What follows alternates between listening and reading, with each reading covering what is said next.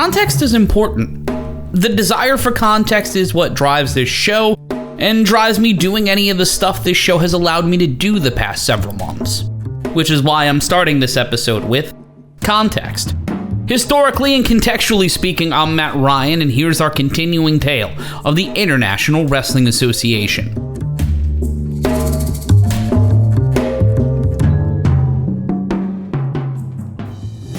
Heading into July 1975, the IWA was fighting a make-or-break battle across the Carolinas and Georgia as the brainchild of Eddie Einhorn and the father and son duo of Pedro and Ron Martinez prepared for their biggest show and showdown to date.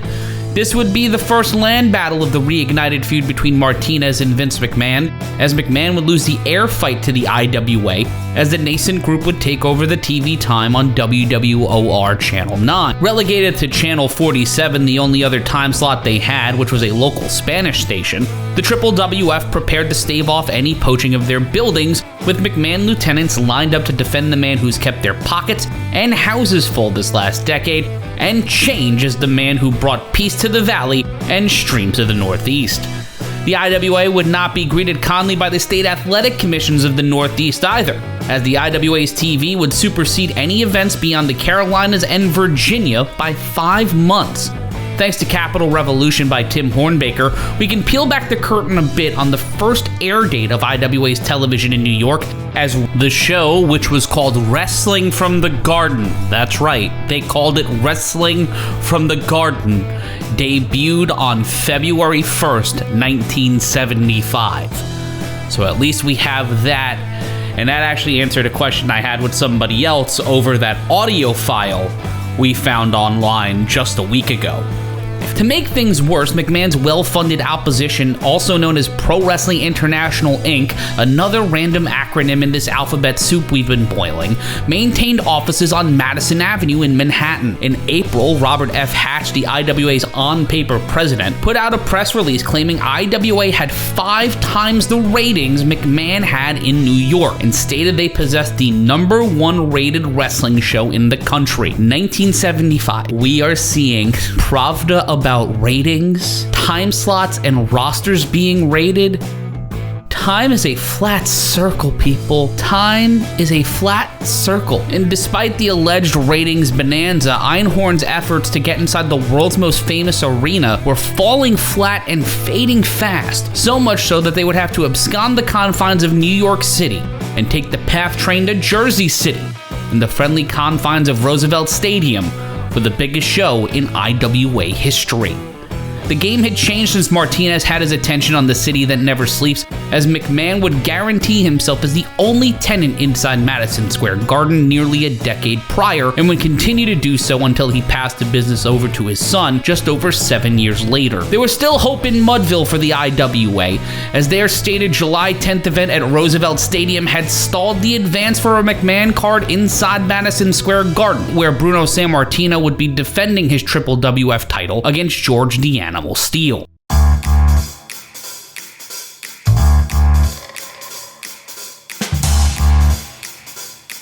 Up to this event, the IWA would throw one last Hail Mary. They would set the stage for another thing Vince McMahon Jr. would attempt to do 8 years later with Harley Race inside a bathroom.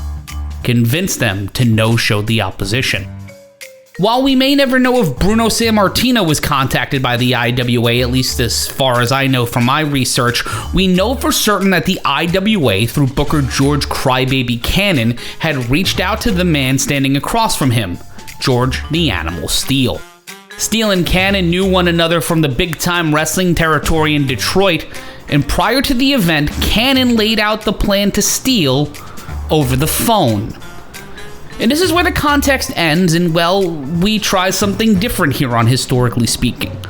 We're gonna go in a time machine, all the way back to July 1975. Let's say July 5th, because both the IWA and Steele were off the road that day.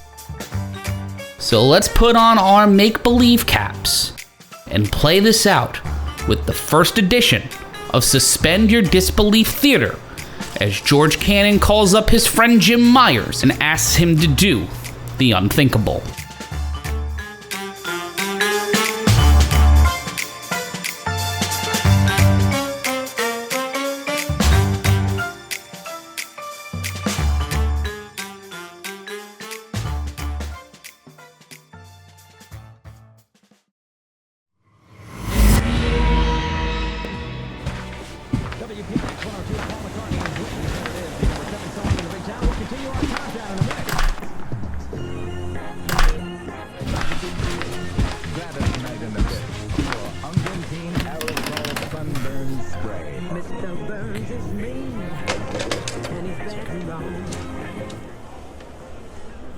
Hello, information. North Attleboro, the motor inn. Could you just patch me through? I'll accept the charges.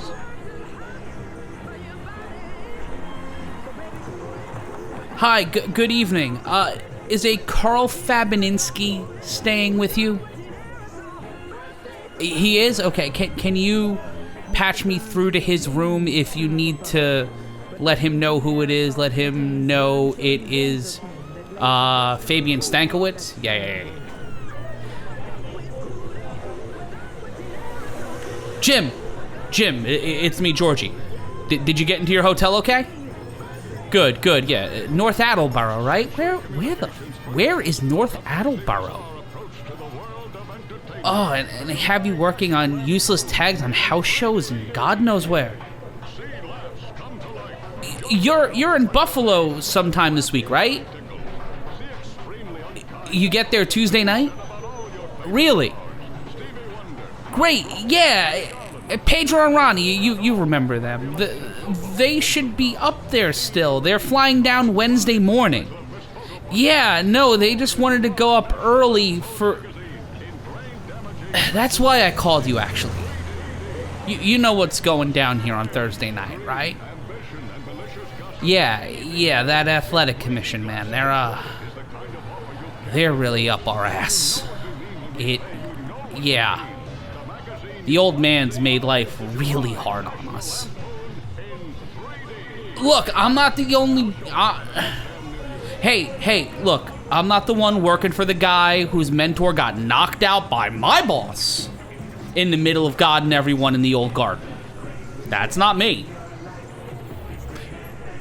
Well, I could say the same thing about him and the Sheik, but I'm here being nice, Jimmy. You're the one being rude and cursing. I'm sorry, we're friends. Us arguing over our bosses being dicks isn't important. What is, though, is opportunity.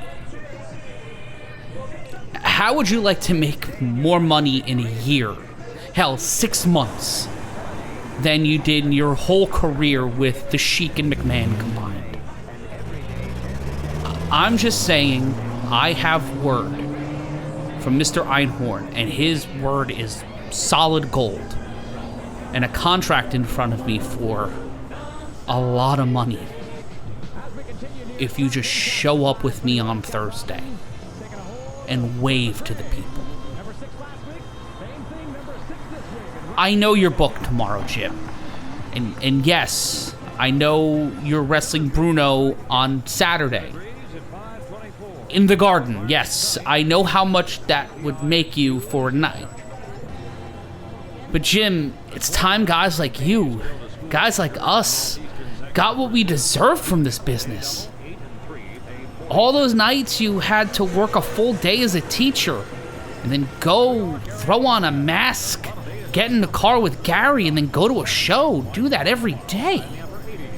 And now, like, these 3 months away from your family working for this asshole, who nickels and dimes people like the change he flips around on his fingers. Well, if that were true, Jim, how were we able to take your TV in your home market without breaking a sweat? No need to bring mothers into this. No need. How is the family, by the way? Great. We could change the business, Jimmy. We could take MSG too if you do this. Do you want to take orders from him or that idiot son of his when he takes over for the rest of your life? You see that kid's hair? It looks like a concrete hat. We killed their advance for a show at Madison Square Garden with just our card being announced, and you know, you'll admit it today and you'll admit it 30 years from now. Our card's better than the card you guys are putting out, and people are coming to Jersey City. Jersey City. Imagine you coming in, and then the next month, we're back at Roosevelt, and then we're in the Beacon Theater in Manhattan, selling that out. Once we do that, all those local promoters will start coming our way. You think they'll be loyal to Vince once the Garden stops selling out? Once it starts affecting all those house shows, once guys don't get the payoffs they think they should get? What about Bruno? You know it, I know it, they hate each other. They hate each other. What if he comes over and you guys feud up here? And Mascaras and Koloff cover the Carolinas, or you alternate back and forth. We could take out the whole establishment, change the business for us, the boys, the future. Jimmy, I just need you to trust me. Yes, I'm asking a lot of you. I know I am. But think about what happens if you stay there with him. Sure, you'll get your payoffs and your 3-month New York vacation. But what if nothing like this ever comes again? Or if it does, it comes from them. You think they're gonna take care of you the same way we're trying to? McMahon wouldn't guarantee a delivery, let alone a flat amount of money to you. What if the kid takes over? What's he gonna do but screw it all up the same way the Crockett kid is gonna? You don't think Barnett in Atlanta would try to pull something like this? He was trying this stuff in the background with Doyle like 10, 15 years ago. And if he's got that Turner kid's ear, someone is gonna do this. We're the only ones who do it right and have the backing to make it happen. Think with your brain, not with your gut, for 1 second. Right? Just imagine a world where we don't have to kowtow to anyone's bullshit and just do our jobs. No stooges. No carny promoters. Just a fair day and fair work. I hope I see you on Wednesday, Jim. I really do. Swearing to God, New York environment, air quality is unhealthy, cloudy and warm tonight, and the same goes for Sunday. Lows around 70, highs in the low to mid-80s. Cloudy with a chance of some showers again Sunday night. In New York, it's 82 degrees at WPIX-FM. Swear to God, so glad I'm living on swear to God. Number 3 song from Frankie Valli at Stereo 102, New York's non-stop.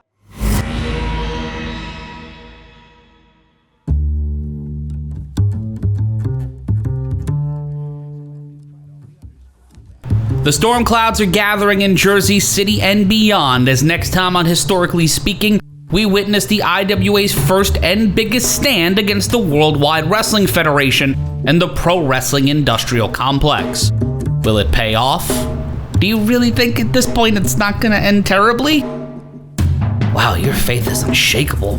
We find out next time right here on Historically Speaking.